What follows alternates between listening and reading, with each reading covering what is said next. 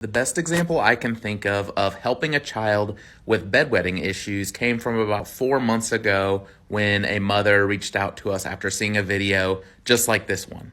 Her child was very frequently being a bedwetter, like to the point where it was almost every night, and it became a very stressful situation for the parents and a very stressful and embarrassing situation for the child. I mean, they were trying everything in their knowledge to help the situation. They obviously weren't letting the child drink liquid before bedtime.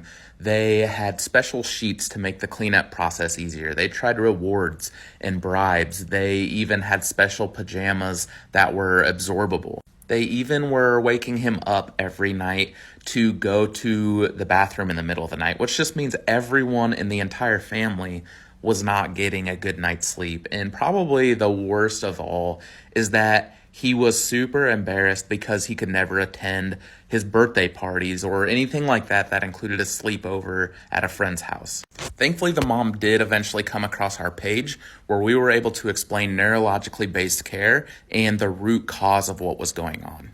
On our very first phone call, I virtually guaranteed the mom that the child would have a retained spinal galant reflex.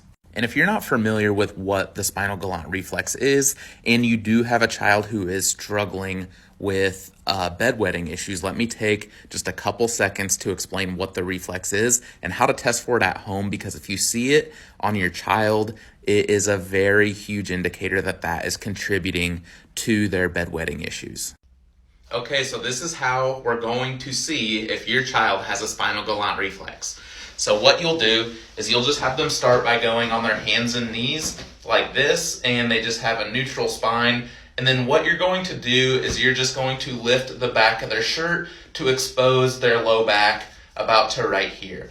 And then when you have skin on skin and you have their low back exposed, what you'll do is you will stroke their low back by their spine. So like if this is the spine, you would stroke right here, and then you'd go a little bit further out and stroke here. So you're stroking on their back. And what you're doing is when you stroke, if they start moving like this, and you stroke, and then they move, and you stroke, and they move, and then you go to the other side, and this is their spine, and you stroke with your finger, and they move, and you stroke with your finger, and they move, and then you keep working further and further out.